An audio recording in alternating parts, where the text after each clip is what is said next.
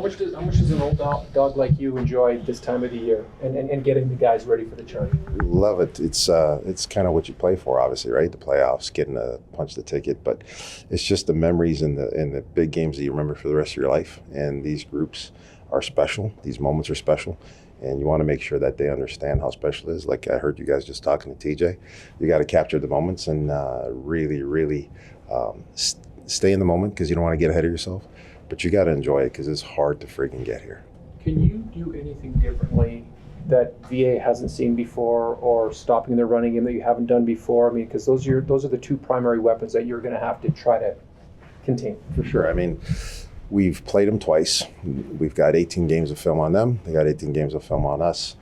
There's not a ton that you're going to do new. What I've learned through 25 years and 18 of these particular games is making sure you play your brand of football. Make sure you don't make mistakes. Make sure you don't make it bigger than it needs to be, and just play fast and let them play free. That's what I am going to make sure they understand. But they need to enjoy it and play with a ton of energy because it's not a given, and it's not a given right. We have to earn every single play, and they've been doing that the last 6, 7, 8 weeks, the entire season really. And now you have to just make sure you go out there and do your. You talked about enjoying it. It seems like your group in particular has enjoyed it a lot more in the last few weeks. Yeah. What have you seen in terms of their growth? The biggest thing I could tell you is just their ownership of it, their understanding of it.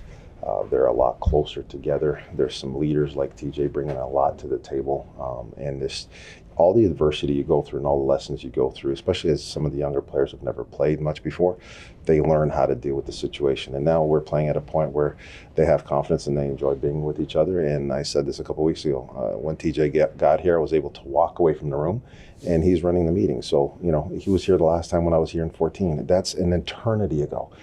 So the beauty of that is he understands it, and he can impart his wisdom on the other guys, and they respect each other. And so we have a lot of new pieces in the building, especially on defense the last month and a half, and it's paid dividends. It really has. Like you talk about the evolution of the defense, there was a clip in Nick Kowalski's Cinema has a recap of the game, this thing, and it was after the third down stop. And it showed Jackson Finley and Patrice Rene on the bench. And Jackson said, "It's not over." And Patrice was like, "Hey, we might have to go back out there." It's almost like they were relishing another opportunity to go back out.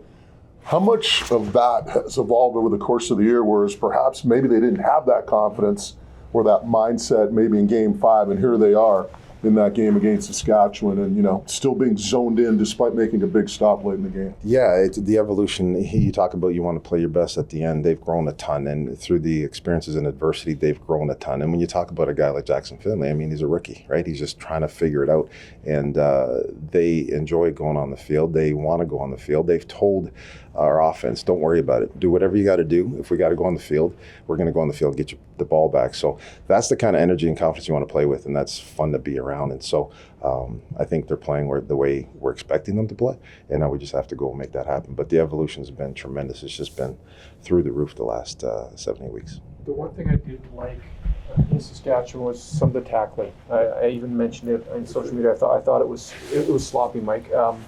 You got to keep it simple, but you've got to do those little things. Did that concern you, some of that? Oh, for sure. I mean, when you look at it, some of the plays they had, and when you look at the first three drives, I mean, we got to be a great tackling group, and if you want to be a great defense, you got to do that. And so the little details, the game of football doesn't matter what the X's and O's, and doesn't matter who are wearing the jerseys. It's about tackling, catching, and being physical, and making sure that you do the little things right. And so I have a tremendous amount of respect for our guys and how they play that. Our coaches work the heck of that in the week, and so we've got to be better than that. And so you can't let that happen because you don't get no tomorrows. This is not 5 games. It's not 7 games.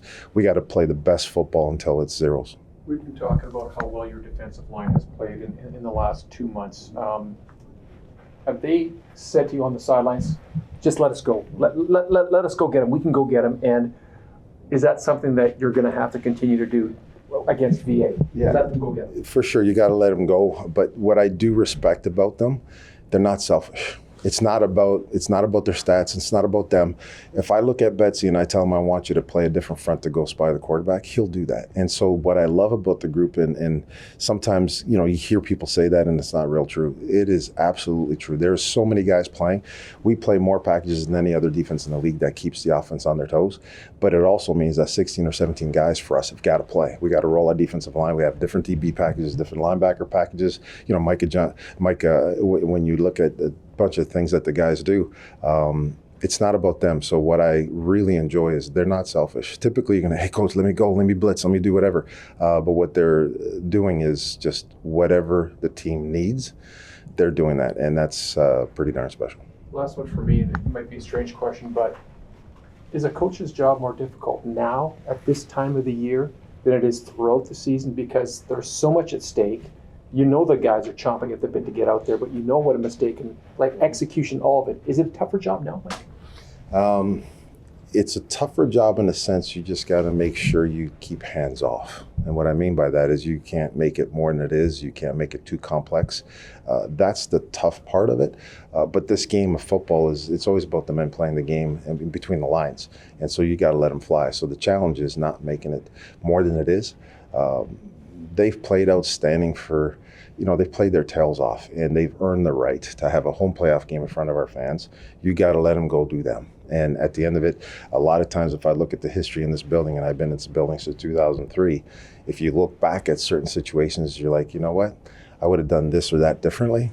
Just let them go. Let them play. And I think that's the challenge as a coach. Other than that, we got a great team with great players and great men. Let them go play and go capture the win.